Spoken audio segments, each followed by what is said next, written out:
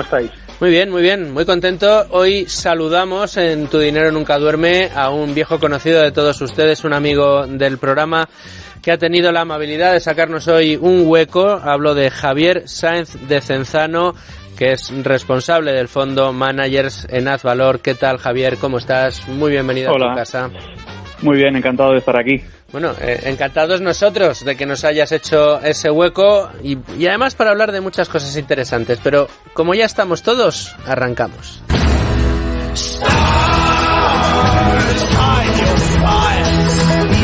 En Es Radio, tu dinero nunca duerme. Bueno, y es turno esta semana en Tu Dinero Nunca Duerme de continuar explorando productos de inversión para esta cesta de fondos y activos de inversión que estamos construyendo. Hoy vamos a analizar, y decía antes que íbamos a hablar de cosas muy interesantes, porque vamos a analizar en profundidad uno de los fondos de la gestora Azvalor que mejor se ha comportado desde los mínimos tras el impacto de la pandemia y que nació como una de las apuestas personales de su analista, su autor, su creador de este fondo Managers de Azvalor, que es Javier Sáenz de Cenzano, nuestro invitado en el día de hoy y que tenemos, como digo, el gusto de poder saludar y con el que vamos a poder hablar en el día de hoy aquí en Tu Dinero Nunca Duerme. ¿Qué diferencia este fondo de otros con el que se le suele confundir, como los fondos de fondos, o por qué se fijó nuestro invitado de hoy en esas pequeñas joyitas, en estos gestores que han convertido a este fondo en algo tan especial? Y por qué no, también preguntaremos a Javier si se puede o si puede desgranarnos algunos de los gestores como caso práctico de inversión para seguir aprendiendo. Todo esto y más en el programa de hoy, así que no se vayan, seguimos en la sintonía de radio, seguimos en Tu Dinero Nunca Duerme. Hola, soy Alberto Brito de Fundación Numa, yo también escucho Tu Dinero Nunca Duerme.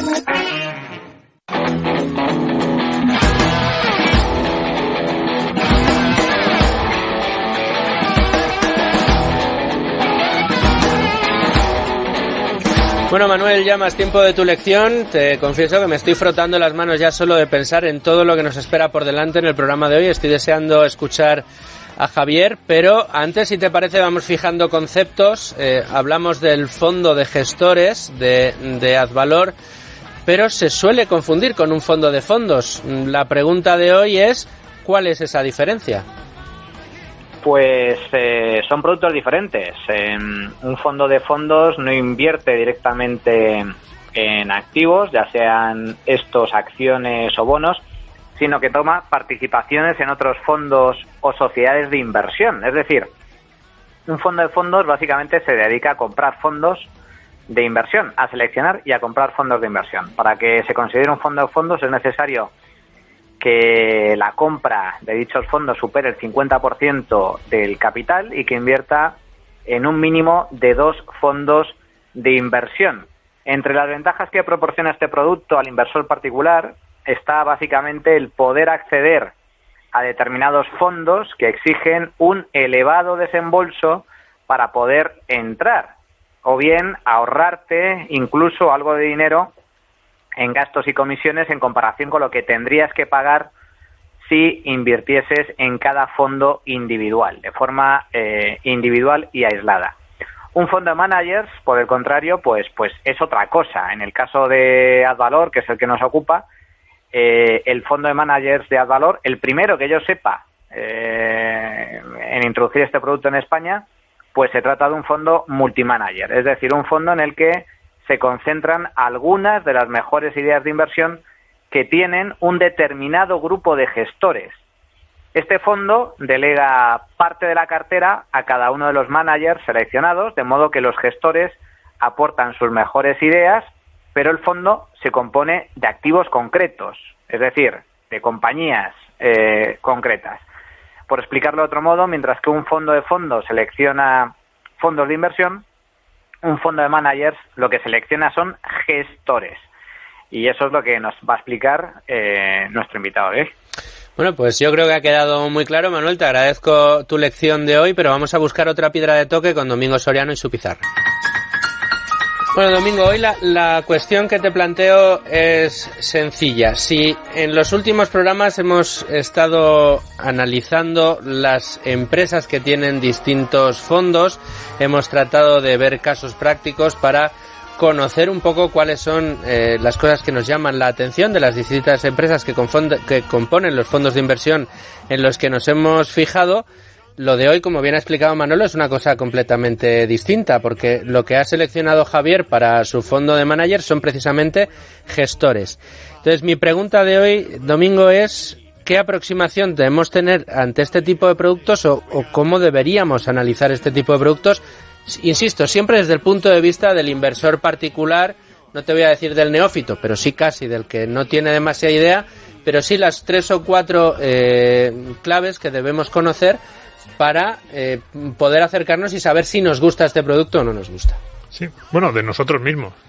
Claro, siempre nos ponemos como ejemplo. Nosotros nos ponemos en la media porque es lo que somos, inversores medios, y la verdad es que la mayoría de las preguntas que les hacemos a los gestores son desde esa perspectiva.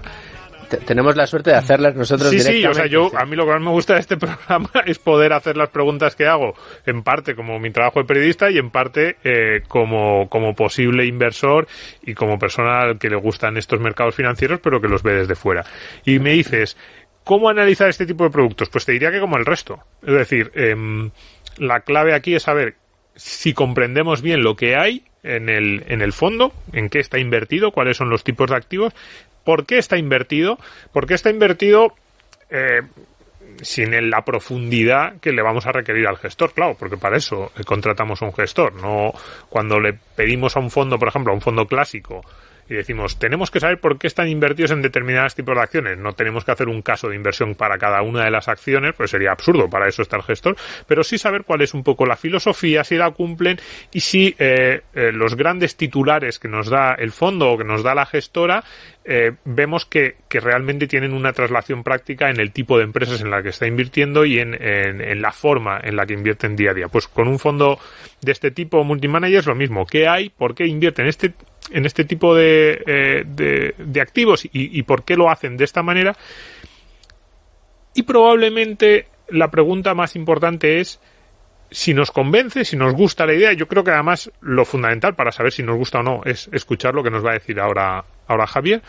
Pero la pregunta fundamental que yo me haría como inversor es ¿qué gano yo invirtiendo en este fondo respecto a si lo hago yo en primera persona?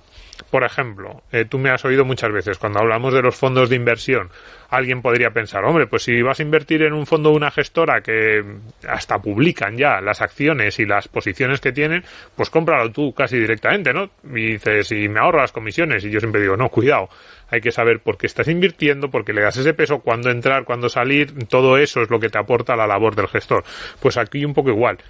Tú eres capaz, si te gusta esta idea del fondo multigestor, o tú serías capaz de replicar eso, tienes los motivos últimos, tienes la seguridad, la convicción, el conocimiento que Javier o que las personas de AZ tienen, o te gusta la idea, te parece que es una muy buena conceptualmente desde el punto de vista de la naturaleza, pero no te sientes capaz de elegir tú personalmente esos fondos. Y si consigues responder a estas preguntas, qué hay en el fondo, por qué lo hacen así, y yo sería o no sería capaz, y qué es lo que me aporta la labor de esta gestora, y por eso les voy a pagar su remuneración, pues a partir de ahí, si las preguntas las respondes afirmativamente, pues tienes la decisión tomada. No, pues yo el que creo que tiene la decisión tomada es Javier, que ha debido tomar muy buena nota de todo lo que has apuntado, también de lo que nos ha comentado Manuel, así que con todo esto, pues nos vamos de lleno a la tertulia. Hola, soy José Antonio Larraz de Equan Capital y escucho Tu Dinero Nunca Duerme. Con Luis Fernando Quintero. ¿Estás harto de bajas rentabilidades? ¿No quieres seguir pagando altas comisiones a tu banco o gestora? Finicens es la solución perfecta para gestionar tu patrimonio. Traspasa tus fondos de inversión a Finicens y podrás obtener una mayor rentabilidad. Infórmate en el 910-483-004 y en finicens.com. Finicens, especialistas en inversión indexada.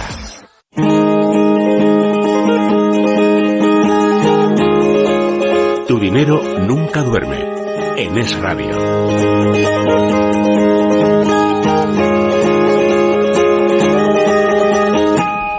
Bueno, Pues como ven, un tema apasionante el que tenemos por delante. Es un producto distinto, aunque también muy ligado a las ideas que hemos comentado en este programa durante tanto tiempo, ideas ligadas al largo plazo, a la calidad en la gestión, a la búsqueda de buenos negocios, a la búsqueda de esas pequeñas joyas que se encuentran en el mundo y que son tan difíciles de buscar y también de encontrar, pero que pues parece que Javier Sáenz de Cenzano logró encontrar.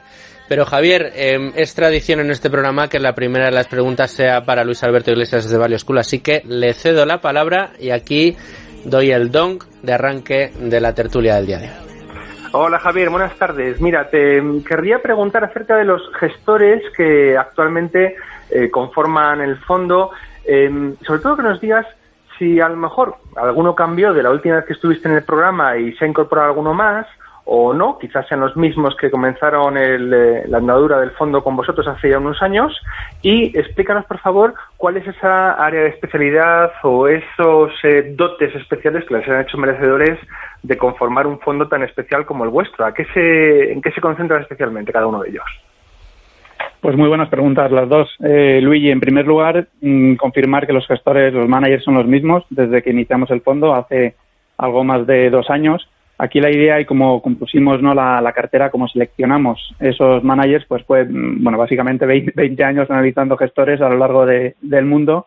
En mis anteriores etapas, pues identificando algunos, ¿no?, pues interesantes, pequeños, desconocidos, pero que quizá no eran necesariamente accesibles en Europa, ¿no? Entonces, bueno, el proceso de selección pues fue una vez que teníamos una lista larguísima, ¿no?, de managers que sobre el papel parecían interesantes, pues analizarlos en profundidad, conocer sus equipos de inversión, su proceso, leer todo tipo de material que han escrito, leer sus cartas trimestrales, entrevistas, material que nos mandaban, por supuesto reunirnos con ellos, visitar sus oficinas, etcétera, es decir, hacer un proceso de due diligence que llamamos muy exhaustivo, de forma que tuviésemos pues la convicción para permanecer con ellos durante mucho tiempo, ¿no?, con una perspectiva de inversión a largo plazo y sabiendo que todos ellos pues comparten con nosotros una serie de características. Y ya respondiendo un poco a la segunda pregunta de qué buscábamos en ellos, ¿no? Queríamos que fuesen gestoras tipo boutique, que estuviesen especializadas en un solo proceso de inversión, que no fuesen muy grandes en tamaño, con una capacidad, digamos, de activos bajo gestión limitada. Como sabemos, pues un volumen muy excesivo puede ser perjudicial para la rentabilidad futura de un manager, de un fondo, y equipos de inversión pues muy experimentados, ¿no?, y que tuviesen un fuerte skin in the game, como lo llamamos, ¿no?, que invirtiesen su propio dinero en las estrategias que gestionan, de forma que alineasen sus intereses con los nuestros. Y luego un proceso de inversión pues centrado en la selección de compañías a través de un análisis muy profundo, cualitativo, y bueno, pues cada uno con sus particularidades en cuanto a su proceso de inversión, que yo creo que en el mundo no hay 2 procesos de inversión iguales, pero sí que compartiesen esas características básicas, digamos, necesarias, pero no suficientes para pues tener la convicción de permanecer con ellos muchos años, ¿no? Entonces, en ese sentido, seguimos manteniendo nuestra plena convicción sobre cada uno de los 4 que forman parte del fondo y no ha habido ningún cambio. Con respecto a esto, Javier, me gustaría profundizar un poco en la filosofía de inversión de los 4 gestores, de los 4 managers que componen tu fondo, vuestro fondo. ¿Comparten la misma filosofía de inversión? Estamos hablando de inversores estilo value, por así decir, que son perfectamente reconocibles, o tienen o manejan filosofías de inversión diferentes, o al menos con matices unos respecto a otros. Bueno, a mí no me gusta poner etiquetas, digamos, de esto es value, esto no es value. Al final, como decía antes, el proceso de inversión de cada manager que yo he visto en el mundo es siempre diferente, siempre hay matices, siempre hay diferentes énfasis en cada una de las cosas que miran en las compañías. Sí es cierto que si miras los 4 que forman parte de Advalor Managers, todos ellos tienen un fuerte peso, digamos, en valoración, es decir, es una parte del proceso que es muy importante, pero no es la única, ¿no? También miran, pues, por supuesto, que la situación financiera de cada compañía sea robusta, que el equipo directivo sea de la máxima calidad, que tengan un negocio que va en la dirección correcta. Es decir, valoración, por supuesto, importantísima en los 4, pero luego metido en el proceso de inversión de cada uno de ellos, pues son bastante diferentes, ¿no? Por un lado, en cuanto al proceso en sí, ¿no? De cómo se toman las decisiones, y también en el área de acción, ¿no? Y aquí quizá conviene resaltar, pues, un gestor como Donald Smith & Company, pues está especializado en compañías pequeñas y muy pequeñas americanas, ¿no? Ese es un nicho de acción donde invierte. Otro gestor como es Mittelman, Chris Mittelman, de la gestora Mittelman Brothers, tiene un enfoque más global, invierte en compañías de todo tipo, de cualquier tamaño, cualquier sector, y con un enfoque casi de private equity, en el sentido de conocer muy, muy bien las compañías, conocer el ecosistema que rodea a las mismas, y meterse muy en profundidad en ellas, en ocasiones de forma activista también, ¿no? Moerus, ¿no? Con el gestor Amit Wadhwani, pues de nuevo tiene un enfoque global, puede invertir en cualquier región, cualquier sector, cualquier compañía, y con un enfoque muy conservador, ¿no?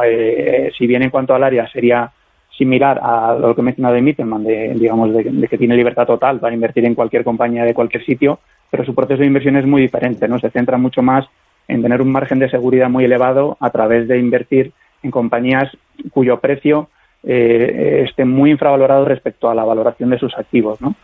Y en el cuarto caso, la gestora Gehrig y Rosenbach, en este caso están especializados en la inversión en compañías relacionadas con los recursos naturales, ¿no? Luego más limitados en ese sentido en su área de acción, y de nuevo con un enfoque en las valoraciones muy fuerte, y combinando tanto, digamos, unas visiones o análisis a nivel de temática, ¿no? A nivel de cada commodity en particular, de cada materia prima, y complementado con un análisis concreto de cada compañía en la que invierten una vez han decidido en qué temáticas dentro de los recursos naturales quieren invertir.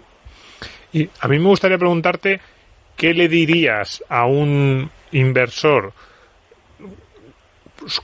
¿Cuál sería la principal diferencia entre este fondo y un fondo de fondos clásico, y sobre todo a un inversor de los que no le gustan mucho los fondos de fondos, o que ha salido escarmentado de alguna experiencia previa, para decirle, cuidado, este no es un fondo de fondos clásico, o esas cosas diferentes que te estoy diciendo que tiene también son diferentes a mejor? Sí, aquí la idea de este fondo es invertir, digamos, en las mejores compañías de algunos de los mejores managers que hemos encontrado en el mundo, ¿no? Una de las razones principales por las que no queríamos hacer un fondo de fondos era que estás, digamos, limitado a invertir en fondos que cumplen una serie de características, como que sean fondos registrados en Europa, formato UCITS, etcétera, ¿no? Eso limitaba enormemente el tipo de gestor al que nosotros queríamos ir, ¿no? Queríamos ir, como dije al inicio, a managers muy boutique, muy pequeños, que no gestionen demasiado dinero, que no tienen por qué ser muy conocidos, pero que sean muy, muy buenos y lleven 20, 30, 40 años haciéndolo de esta forma, ¿no? Claro, entonces, si íbamos al formato fondo de fondos, simple y llanamente no íbamos a tener acceso a este tipo de nombres, y nos íbamos a dejar fuera de la lista, digamos, de esas ideas que generamos al inicio, pues multitud de gestores que son tremendamente interesantes, ¿no? Entonces, bueno, esta era la mejor forma para hacerlo, y además la segunda ventaja en términos de transparencia es que en un fondo de fondos, pues tú tienes una doble capa de comisiones, la que cobra el fondo y la que cobran los fondos que hay debajo, y en este caso pues la comisión es única. Luego los inversores saben perfectamente lo que están pagando en ese sentido, y no hay esa doble capa que comentaba. Manuel, creo que se te había quedado algo en el tintero. Sí, con respecto precisamente con lo que estabas comentando, Javier, una de las ventajas, entiendo precisamente, aparte de ahorrarte esa doble capa de comisiones, no sé si hasta qué punto también la posibilidad de acceder a este tipo de fondos, porque sí es cierto que, a ver, el inversor particular, el que ya está más o menos avezado, y seguro que muchos de nuestros oyentes que están ya invertidos en bolsa, que conocen determinados fondos de inversión o que invierten por su cuenta, pues saben que hay ciertas limitaciones a la hora de acceder a determinados productos, a determinados activos, incluso a determinados fondos, que bueno, que debido a la normativa o el coste de acceso también es muy complicado. Esto también se da en vuestros managers, es decir, un inversor particular, por ejemplo, podría acceder con cierta facilidad y haciendo un desembolso pequeño para poder comprar participaciones de alguno de los fondos de los managers que habéis seleccionado, o efectivamente eso ya digamos que es un coto más complicado. Bueno, que estuviesen o no disponibles para el gran público no era una condición que requeríamos al inicio. Es verdad que muchos de los gestores que buscábamos, tipo boutique, pues si queríamos que fuesen no muy grandes en activos bajo gestión y que tuviesen una capacidad, digamos, limitada, pues hacía que muchos de ellos pues no tengan un fondo de inversión a la venta en Europa o en España, ¿no? De esa lista de docenas, ¿no? de managers que vimos en un inicio. Si hablamos de los 4 que finalmente pasaron, digamos, el corte y que forman parte del fondo a día de hoy, lo cierto es que ninguno tiene un fondo de inversión a la venta al público en Europa, ¿no? Ni en España. Y bueno, de hecho, Donald Smith & Company, que es uno de los 4, ni siquiera tiene fondos de inversión en Estados Unidos, ¿no? Simplemente hace, digamos, mandatos de gestión, como es en nuestro caso, para clientes muy específicos, ¿no? Entonces, no, digamos que no están abiertos al público porque no quieren crecer a toda costa, ¿no? Para que os hagáis una idea, esta es una gestora que lleva operando desde el año 81, es decir, más de 40 años, y tiene unos activos bajo gestión muy limitados. ¿Por qué? Porque no han querido ir a abrir nuevos mercados, a crecer por generar más comisiones para ellos, es decir, han querido mantener la esencia de su enfoque, mantener el mismo proceso de inversión a lo largo de los años, y eso hacía que no pudiesen crecer demasiado, ¿no? Entonces, bueno, ahí eso lo que hace es que este tipo de gestor no esté accesible de otra forma, ¿no? Oye, Javier, los oyentes que están escuchando el programa ahora, pues bueno, vienen de pasar junto con nosotros pues un año 2020 pues casi para el olvido, con unos desplomes en los mercados en el mes de marzo, que bueno, luego en algunas economías, la española vamos renqueando un poquito, pero vamos saliendo, en otras se ha salido mucho más rápido. ¿Qué tal lo ha hecho el fondo a partir de marzo del año pasado? ¿En qué niveles se encuentra respecto a los mínimos que seguramente marcó? Y si pudieras decirnos qué compañías o qué sectores han tirado del fondo hacia arriba, pues mira, más detalle todavía. Sí, sin problema. Es cierto que en el momento de más pánico, ¿no?, en el mercado, que fue a mediados de marzo de 2020, el fondo llegó a caer un 50%. Desde entonces ha hecho una rentabilidad del más 115% aproximadamente, incluyendo una subida en lo que va de año 2021 de alrededor del 25%. Y esto hace, bueno, pues deja la rentabilidad desde inicio del fondo en el entorno del 10-11%, ¿no? Pero aquí sí me gustaría comentar que al final las rentabilidades recientes son poco o incluso nada indicativas de la calidad de un fondo, ¿no? Y de su comportamiento futuro.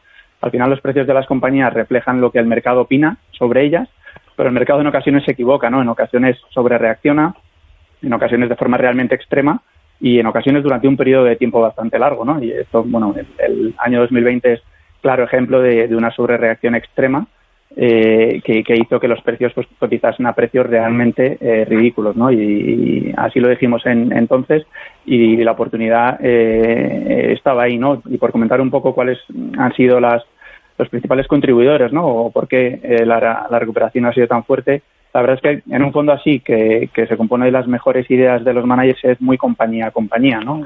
Os tendría que ir contando cada una de ellas para enfatizar un poco este aspecto. Pero bueno, yendo a nombres, en lo que va de año, que quizás es un periodo representativo, pues las que más han contribuido, ¿no?, a la rentabilidad positiva del fondo han sido AMC Entertainment, la compañía de cines, que ha subido pues más de un 500%, ¿no?, hasta en este periodo, y que si queréis luego comentamos.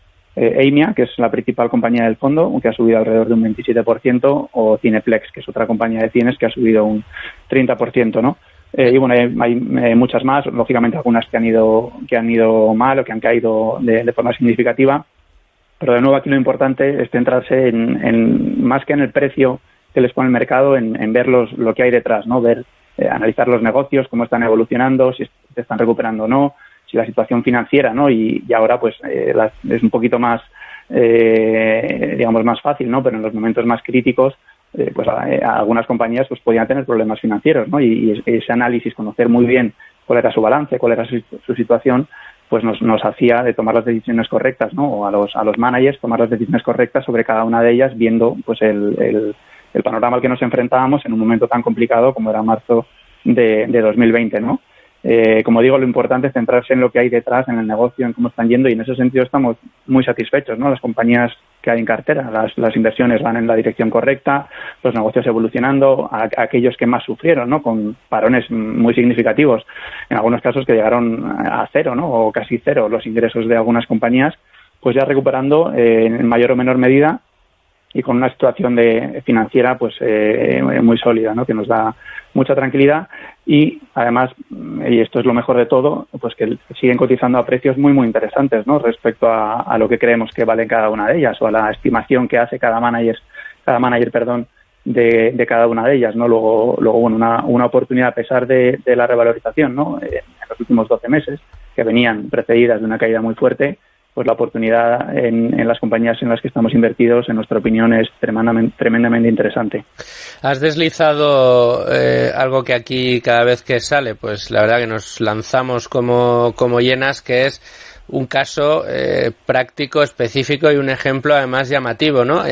Cuáles han sido las compañías que mejor se han comportado en estos fondos y curiosamente son de cine. No sé si nos podías hacer, no sé si el caso práctico, pero sí pues darnos 4 datos que nos ilustren un poco el por qué han tenido estos comportamientos, porque tenemos 2 lecturas, o que efectivamente se ha consumido mucho más cine o mucho más ficción durante estos últimos meses, porque no creo que se dediquen a explotar salas de cine, porque esas creo que no lo han pasado tan bien, ¿no? Sí, el caso de AMC que comento es muy muy interesante, ¿no? Y es un ejemplo que yo creo que representa muy bien quién es y cómo gestiona Chris Mittelman, ¿no? Que es uno de los 4 managers que tenía esta inversión en AMC, ¿no? Es una compañía que hemos discutido con Chris, con el manager, en numerosas ocasiones en el pasado. Y bueno, y por contarlo de forma muy resumida, ¿no? Una compañía de salas de cines líder a nivel mundial, en la que Chris llevaba invirtiendo unos años, y que con el COVID pues pasa de la noche a la mañana a tener ingresos cero, ¿no? Y con cierta deuda en el balance. Es verdad que este tipo de negocios soporta muy bien la deuda, porque son negocios que incluso en grandes crisis financieras suelen ser muy resistentes. En el caso de AMC, por ejemplo, en el año 2008, ¿no? Pues sus ingresos casi ni se inmutaron, ¿no? Lógicamente esta crisis ha sido totalmente diferente en ese sentido y la situación financiera de la compañía se complicó por el alargamiento de los cines. Y llegó un momento crítico en el que necesitaba financiación, ¿no? Para seguir funcionando. Y lo cierto es que el mercado, salvo 3 o 4 inversores institucionales, asume la certeza de la quiebra, ¿no? Y la acción se va a cerca de $2, desde los $7 a los que cotizaba antes del COVID, ¿no? A principios de 2020. Entonces, ¿qué pasa, no? En enero de este año 2021, pues a finales de enero, ¿no? Un lunes, recuerdo, AMC anuncia que ha conseguido financiación de más de $900 millones que le dan liquidez, ¿no? Está bien entrado el 2021 y además entran en la financiación nada más y nada menos que Howard Marks, ¿no? De la compañía Oaktree, que bien conocéis, y Centerbridge. Y bueno, digamos, ir a la quiebra, ¿no? El Chapter 11 está, en palabras del CEO Adam Aron, está fuera de la mesa, ¿no? Entonces, en ese momento la acción se dispara un 80% en 2 días. AMC tenía una fuerte posición de inversores cortos, muchos de los cuales salen forzados, lo que llamamos el short squeeze, y esto hace un poco efecto bola de nieve, ¿no? Y además, y esto es bastante interesante, más gasolina al fuego echa la locura del foro de Reddit, que seguro conocéis, ¿no? Que todavía sigue coleando, pero que en esas semanas tenía un impacto en los mercados muy fuerte. Y el miércoles de esa semana, AMC es muy comentada en ese foro y las acciones se disparan aún más, ¿no? Triplicándose, cuadruplicándose en unos pocos días. Eso hace que supere el precio objetivo de Chris, que lógicamente se sale de forma inmediata, ¿no? Al final el acierto de Chris en este caso es asignarle una probabilidad muy alta a que AMC no iba a ir a la quiebra, ¿no? Como estaba descontando prácticamente todo el mercado. ¿Y por qué tenía esa visión tan contraria, ¿no? Esta es la clave de todo, porque él piensa diferente a lo que piensa pues prácticamente todos los demás operadores del mercado.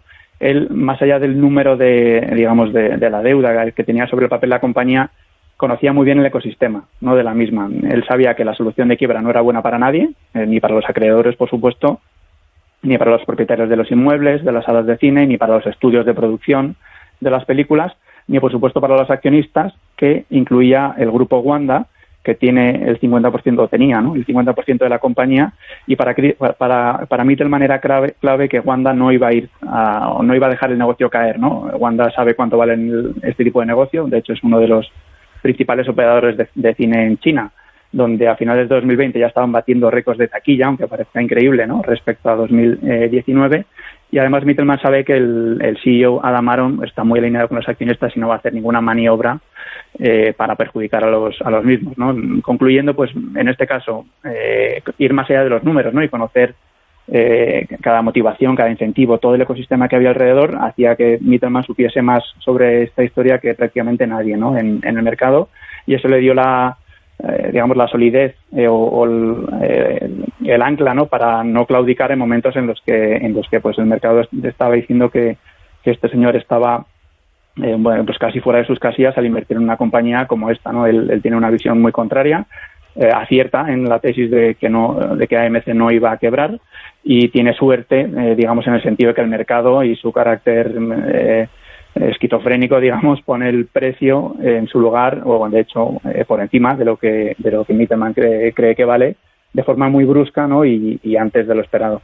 Qué bueno, qué buen ejemplo el que has puesto, Javier, que se confirma una vez más que la información y el conocimiento, al fin y al cabo, es dinero. Es decir, tener más información que la competencia, más conocimiento sobre un determinado sector, o en este caso sobre una determinada empresa, te ofrece una ventaja competitiva que la inmensa mayoría del mercado no ve. Y Manolo, ahí es donde te aprovechas, ¿no? Y los nervios de acero, porque como ya hemos visto en otros programas, me estaba acordando, según estaba hablando Javier, del que el podcast que tuvimos en exclusiva sobre GameStop, tienes que aguantar a todo el mercado, me imagino que aparte de tus socios, a muchos de tus inversores, mirándote como diciendo, ¿qué haces, no? ¿Qué haces que no te pones en corto en esta compañía? ¿O qué haces confiando en esta compañía? Pues ser contrarians, en esos casos, aunque tengas todo el conocimiento, estés muy convencido, tienes que vencer ya no solo a digamos, la tendencia habitual, sino también las miradas que se ciernen sobre ti, que es muchísima presión. No sé, yo la verdad que aplaudo, ¿no?, a este tipo de gestores porque oye, son casos que a uno le ponen los pelos de punta, claro. Bueno, eso es entiendo que, Javier, eso es precisamente el peso de la experiencia de los gestores, ¿no? El hecho de contar con gestores con una larga, dilatada experiencia y con un track record demostrado a lo largo del tiempo, pues es lo que permite que se tomen este tipo de decisiones en momentos de pánico, de nerviosismo. De todas formas, a mí, Javier, me gustaría que nos pudieras dar unas pinceladas. Hemos profundizado un poco en las características de los diferentes gestores, por qué los habéis seleccionado, cuál es su filosofía de inversión, pero a mí me gustaría que nos dieras también unas pinceladas sobre la cartera misma, es decir, por ejemplo, el número de acciones que la componen. Acabas de comentar, bueno, el excelente resultado que ha tenido el último año, donde se ha más que duplicado, pero tuve ocasión de ver la conferencia de Advalor, que tuvo lugar hace recientes fechas, en donde tú también interveniste y diste unas pinceladas sobre el fondo Managers, y tenías muy claro, y fueron los mensajes que transmitiste, que a pesar de esta fuerte subida registrada en el último año, el potencial es muy, muy atractivo. Incluso algunos de los managers del fondo hablan abiertamente de que el precio objetivo, por así decir, de la cartera es fácilmente el doble. Sí, pues comentando la primera pregunta quizá en cuanto a la estructura, ¿no?, de Advalor Managers, en número de compañías está en torno a 100, 110 compañías, es decir, cada uno de los managers de media invierte en unas 20, 25 compañías, es decir, en las mejores ideas, ¿no?, que pueden encontrar dentro de su proceso de inversión. Es una cartera que es muy diferente, muy, muy diferente de los índices, es decir, el solapamiento con un índice como puede ser el MSCI World es cercano a cero, el ActiveShare es mayor de 99%, es decir, estamos invirtiendo en cosas que no están en los índices, que no están en el radar habitual de los inversores, compañías relativamente desconocidas, poco cubiertas por parte de analistas de Wall Street, etcétera, ¿no? Y de hecho el peso en compañías pequeñas o muy pequeñas en el fondo es en torno al 70%, ¿no? Luego eso es importante saberlo y por eso es, digamos, la importancia de invertir en este fondo con una mentalidad, un tiempo para la inversión a muy, muy largo plazo, ¿no? Porque lógicamente es un fondo que va a tener volatilidad. Nosotros pensamos que riesgo y volatilidad son cosas bastante diferentes, pero entendemos que hay gente pues que tolera de forma en mayor o menor medida épocas volátiles, ¿no? Y el año 2020 es buen ejemplo de ello, de no entrar en pánico digamos, en medio de la tormenta, no bajarse del barco en medio de la tormenta, que es la receta para tener rentabilidades desastrosas a lo largo del tiempo.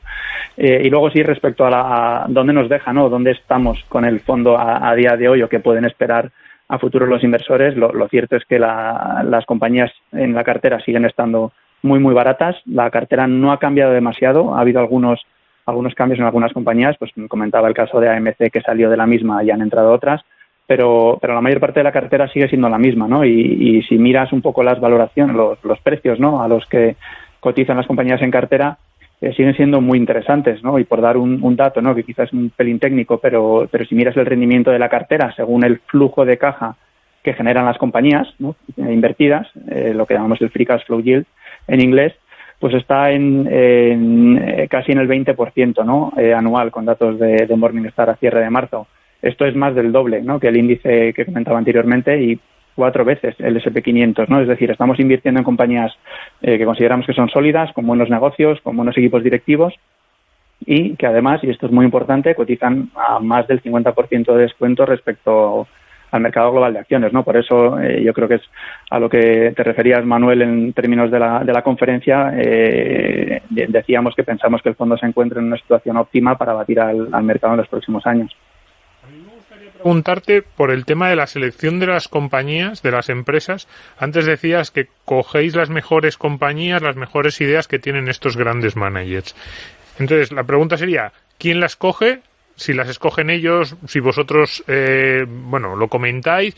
Y, por ejemplo, me sirve el caso que comentábamos, el de AMC, que a lo mejor el manager está muy convencido y vosotros decís, oye, sí, que seguro que has hecho el análisis, la tesis, pero es que, no sé, a lo mejor para nosotros se nos va o no, o confiáis al 100% en lo que os diga, o le decís, bueno, vamos a buscar otro tipo de compañía. ¿Cómo se hace ese tipo de análisis? Y en un caso tan extremo como este, si en un momento dado vosotros dudáis o decís, vamos 100% convicción con lo que nos haya dicho el gestor.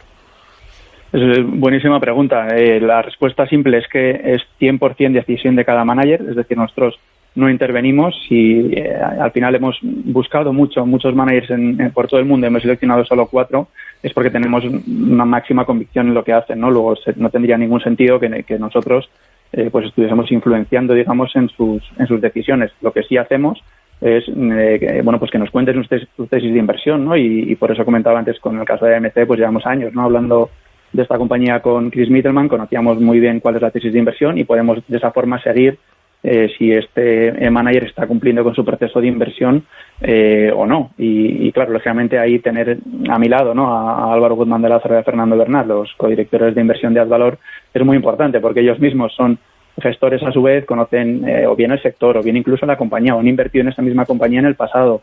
Con su grado de conocimiento es tal que nos permite, digamos, poner a prueba las tesis de inversión de cada uno de los managers, como digo, sin intentar interferir en lo que hacen, ¿no? En ese sentido, cada uno de los managers tiene absoluta autonomía para invertir en lo que quieran, en lo que ellos consideren, y nosotros no tenemos de ninguna manera, digamos, derecho de veto, ¿no?, o algo así. No es el caso, ¿no?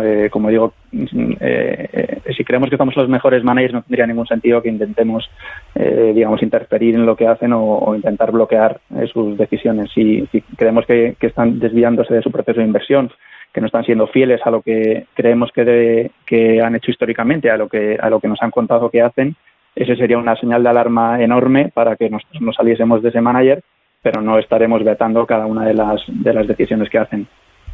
Luigi. Oye, Javier, los oyentes, en algunos casos querrán ir a investigar un poco a los managers por separado. Entiendo que son, corrígeme si me equivoco, por favor, ¿son fondos radicados en Europa o en Estados Unidos? Entiendo que todas estas compañías tienen sus propias webs, archivos de cartas trimestrales a sus partícipes, sus vídeos correspondientes con juntas de partícipes, etcétera. Ya me lo confirmarás. Y luego también, en caso de que alguno de los oyentes quieran contratar alguno de estos fondos por separado, porque les guste en concreto algún manager después de haber ido a informarse, ¿son contratables por separado en España o no?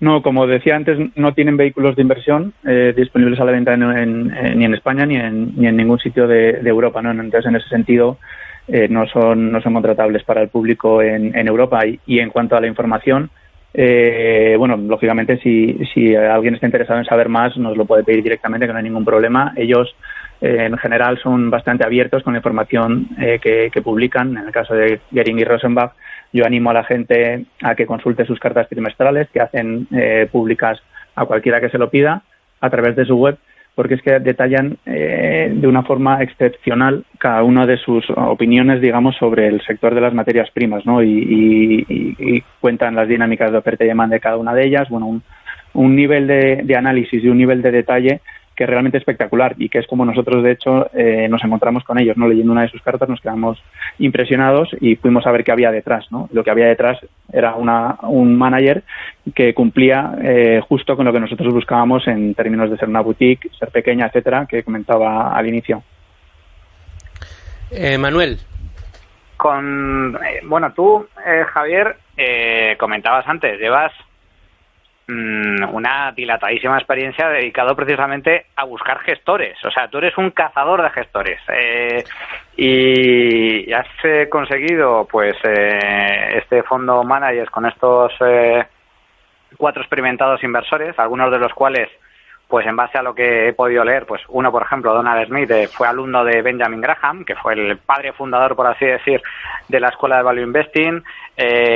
Amit lo consideras que está a la altura de Warren Buffett. Es decir, son managers milimétricamente seleccionados.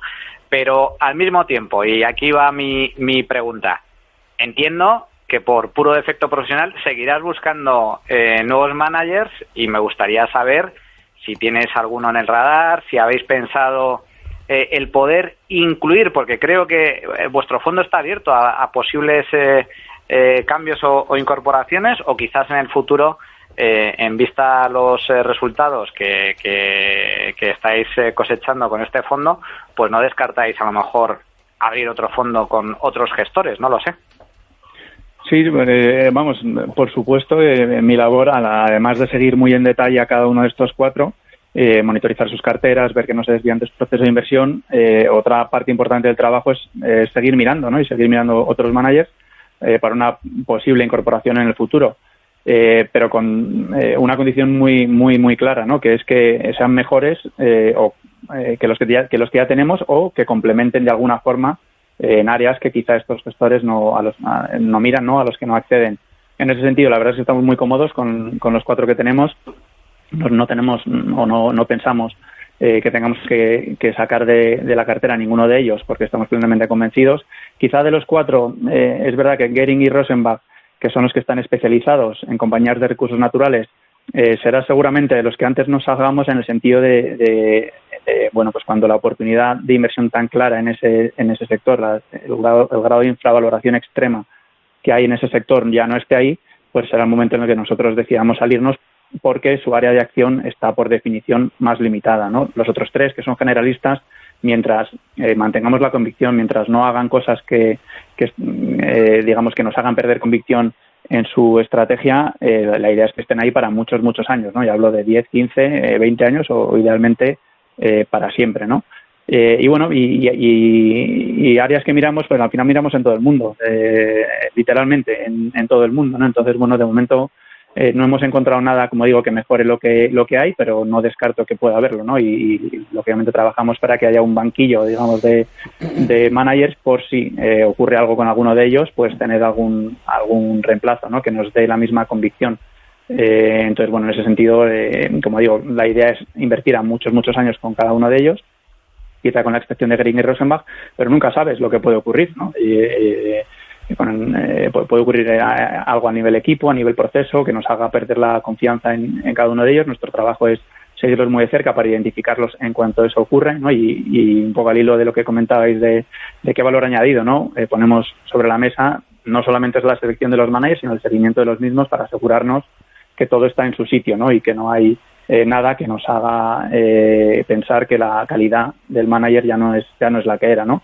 Y entonces, bueno, ahí no puedo tampoco dar mucho más en cuanto a qué podemos incorporar en el futuro.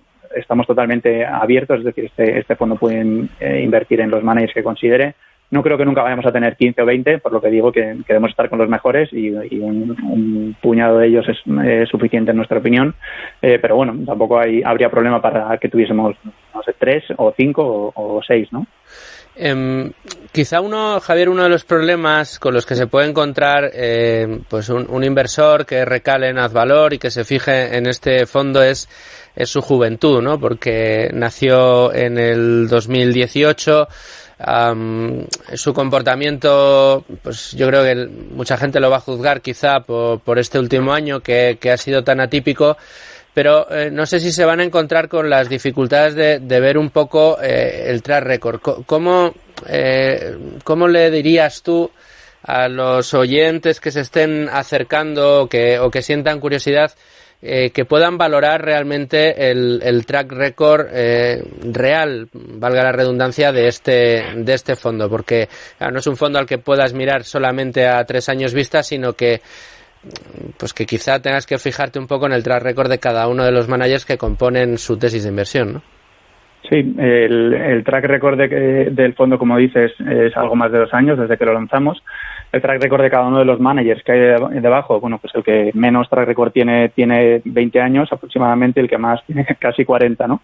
Entonces, bueno, el track record de cada uno de ellos está ahí, ¿no? Pero yo lo que diría aquí es muy importante, y lo digo siempre, ¿no? Y cuando doy clases en másters y este tipo de cosas, que la selección de un fondo no se base, o de un manager no se base en el track record del mismo. Hay muchos managers, muchos fondos con track records muy buenos, muchos con track records muy malos, pero lo que hay que hacer es ir más allá de los números, ¿no? Y intentar entender lo que hay detrás, cuál es el modelo de gestión, cuál es el proceso de inversión, quién es el equipo que hay detrás tomando las decisiones, porque al final digamos la decepción que muchos inversores se llevan con un fondo es porque no sabían en qué estaban invirtiendo en un primer momento, ¿no? Y eso el track record no te lo va a decir. El track record te va a dar un número, pero no vas a estar entendiendo lo que hay detrás.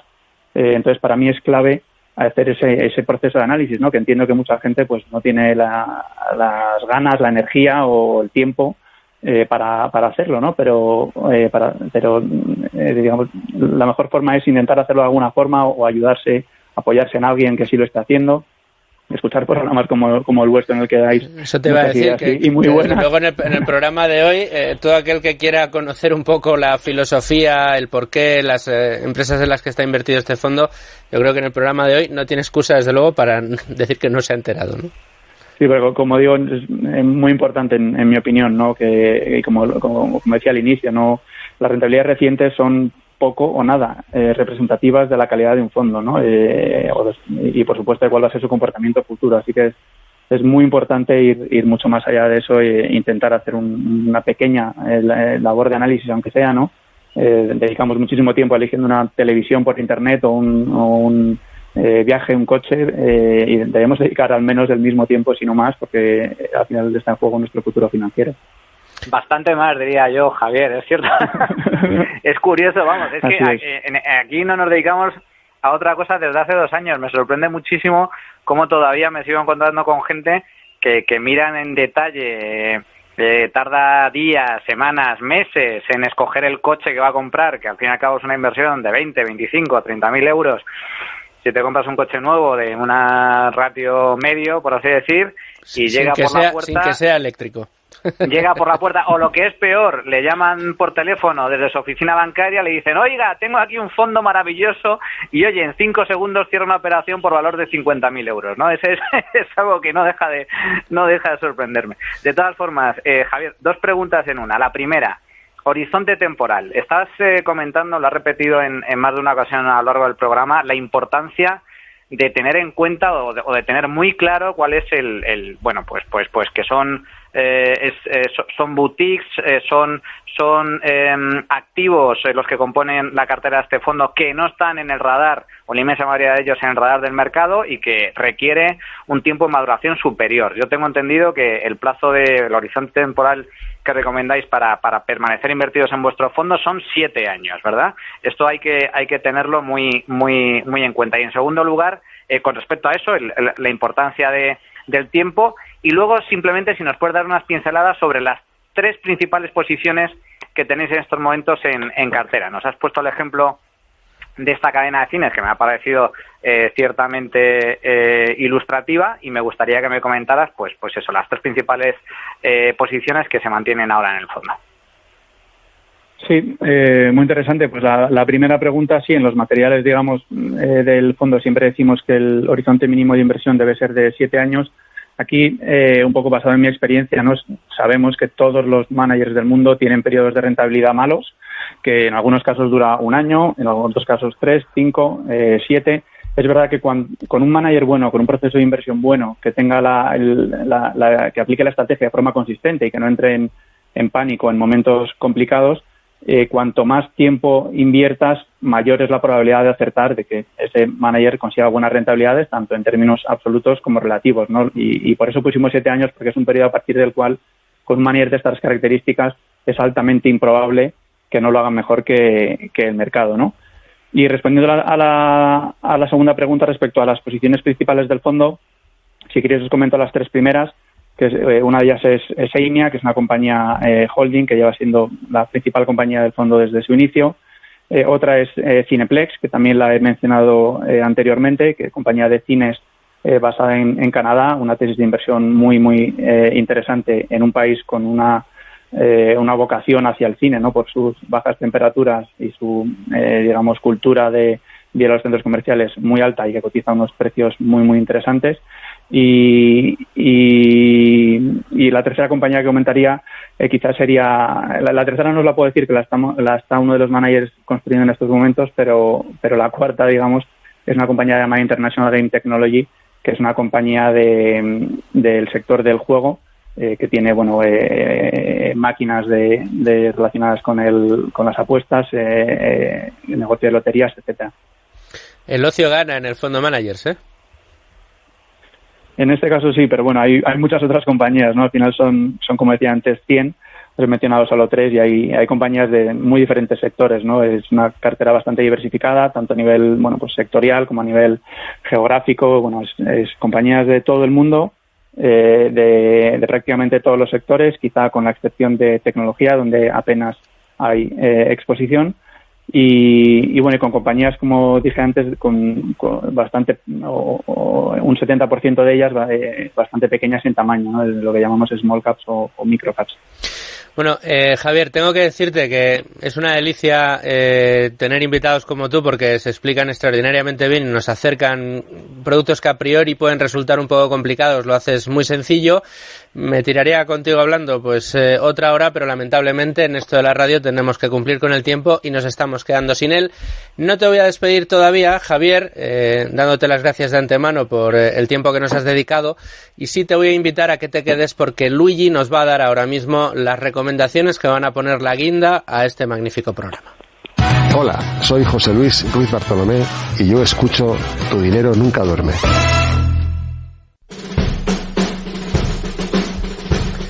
Luigi, todo tuyo. Bueno, pues el primero de los vídeos que voy a recomendar hoy lo protagoniza el propio Javier Sáenz de Senzano.